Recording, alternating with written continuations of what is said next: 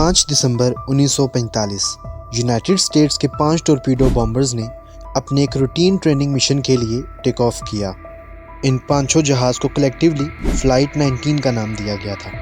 Flight 19 में total 15 crew members थे। ये फ़्लाइट एक नेविगेशन ट्रेनिंग के लिए निकली थी जो दोबारा कभी वापस नहीं आई।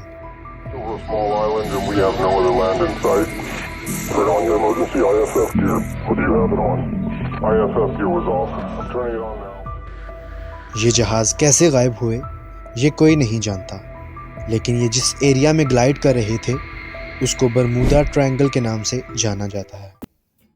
फ़्लाइट 19 को लीड कर रहे थे लेफ्टिनेंट चार्ल्स सी टेलर, जिनकी उम्र 27 साल थी और उनको 2500 घंटे का फ़्लाइट एक्सपीरियंस था, जो उस टाइम के मोस्ट एक्सपीरियंस्ड पायलट समझे जाते थे। इस फ़्लाइट ने 2:10 पर टेक ऑफ किया था और उस वक्त मौसम बिल्कुल साफ था। करीब 3:40 पर कैप्टन चार्ल्स कंट्रोल टावर को रिपोर्ट करते हैं कि उनका कंपस मैल फंक्शनिंग कर रहा है।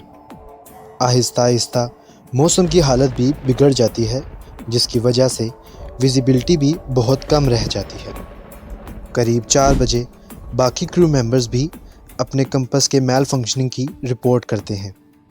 बैकअप कंपसेस निकाले जाते हैं, लेकिन वो भी ख़राब हो चुके थे। कैप्टन के मुताबिक वो गल्फ़ ऑफ मैक्सिको पे फ्लाई कर रहे थे, इसलिए उन्होंने क्रू को ईस्ट की तरफ फ्लाई करने का बोला, वापस फ्लोरिडा जाने के लिए। लेकिन कुछ क्रू मेंबर्स को ये लग रहा था कि वो ऑलरेडी फ्लोरिडा के ईस्ट में फ्लाई कर रहे हैं, इसलिए फ्लोरिडा वापस जाने के लिए उनको वेस्ट की डायरेक्शन में जाना चाहिए। इसके बाद फ़्लाइट 19 का कंट्रोल टावर से कनेक्शन टूट जाता है और वो गायब हो जाते हैं। 2 घंटे बाद एक PBM मैरिनर जहाज़ ने 13 क्रू मेंबर्स के साथ टेक ऑफ किया फ़्लाइट 19 को ढूंढने के लिए, मगर वो भी फ़्लाइट 19 की तरह गायब हो गया। टोटल 28 लोग फ़्लाइट 19 और PBM मैरिनर के एयरक्राफ्ट समेत गायब हो गए और किसी को पता तक नहीं चला। कई search and rescue operations conduct किए गए, मगर ना तो कोई क्लू मिला और ना ही कोई रैकेज। जिस एरिया में ये जहाज़ गायब हुए उसको बरमूडा ट्रायंगल के नाम से जाना जाता है। इकोलॉजिकल ट्रायंगुलर एरिया जो फ्लोरिडा, पुर्तो रिको और बरमूडा तक फैला हुआ है, और इस ट्रायंगल का total area 1.5 million square miles है। इस एरिया में 50 के करीब शिप्स और 20 एयरप्लेन्स गायब हो चुके हैं, जिनका कोई निशान तक नहीं मिला। इसलिए बरमूडा ट्रायंगल को ग्रेवयार्ड ऑफ द अटलांटिक भी कहा जाता है। फ़्लाइट 19 के अलावा और भी कई इंसिडेंट्स इस बरमूडा ट्रायंगल के एरिया में हो चुके हैं, जैसे कि इंसिडेंट ऑफ USS साइक्लोप, एक 540 फीट लंबी शिप जो US नेवी के लिए बहुत ही इम्पोर्टेंट थी। वर्ल्ड वॉर 1 के टाइम ये शिप बाकी शिप्स के लिए फ्यूल ट्रांसपोर्ट किया करती थी और इसने वार के टाइम में US के लिए बहुत ही इम्पोर्टेंट रोल प्ले किया था। 1980 में ये शिप ब्राज़ील से निकली मैरीलैंड के लिए। इस शिप में 11,000 टन मैंगनीज़ की ओर थी, जिसको स्टील प्रोडक्शन के लिए इस्तेमाल किया जाता है। उसके साथ इसमें 300 से ज़्यादा लोगों का क्रू भी मौजूद था। ये शिप ब्राज़ील से 16 फ़रवरी 1918 निकली थी और इसको मैरीलैंड तक पहुंचने में करीब 12 दिन का टाइम लगना था, लेकिन ये शिप रास्ते में ही गायब हो गई और मैरीलैंड कभी पहुंची ही नहीं। ये शिप जिस रूट से मैरीलैंड की तरफ जा रही थी वो बरमूडा ट्रायंगल का एरिया था। USS साइक्लोप को ढूंढने के लिए कई सर्च ऑपरेशंस कंडक्ट किए गए, मगर एक्सटेंसिव एफर्ट के बावजूद भी इस शिप का आज के दिन तक कोई ट्रेस नहीं मिला।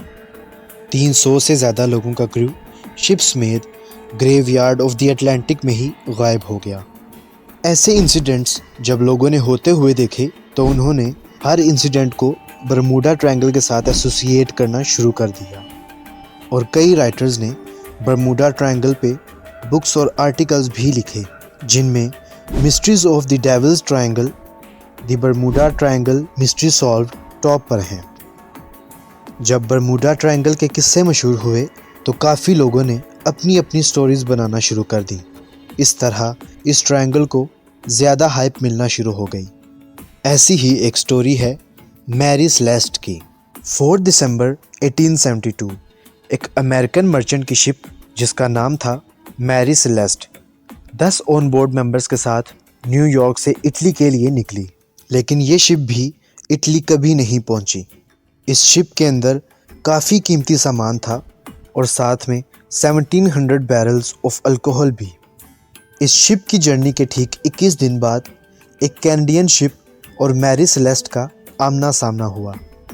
बाहर से सब कुछ नॉर्मल लग रहा था, मगर उस शिप में कोई भी इंसान मौजूद नहीं था।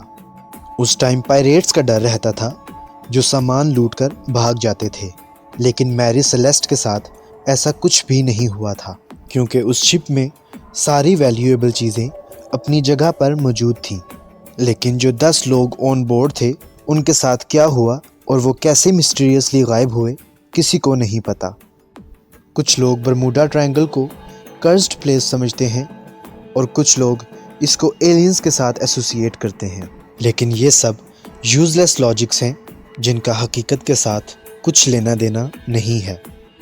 असल में ऐसी कई रीजंस हैं जिनकी वजह से प्लेन्स और शिप्स यहाँ गायब हो जाते हैं, जैसे कि इस एरिया की मैग्नेटिक प्रॉपर्टीज़। इस एरिया में अर्थ की मैग्नेटिक फील्ड ज़्यादा स्ट्रांगली एक्ट करती है, जिसकी वजह से मैग्नेटिक कंपास यहाँ ठीक से काम नहीं करते और नेविगेशन प्रॉब्लम की वजह से जहाज़ ओशन में ही क्रैश कर जाते हैं। मैग्नेटिक प्रॉपर्टीज़ के अलावा ये एरिया हुरिकेन प्रोन भी है, मतलब कि इस एरिया में तूफ़ान की फ्रीक्वेंसी भी ज़्यादा है, जिसकी वजह से शिप्स वगैरह यहाँ डूब जाती हैं।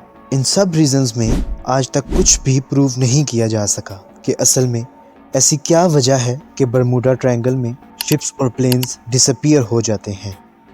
ये बात आज के दिन तक एक मिस्ट्री ही है।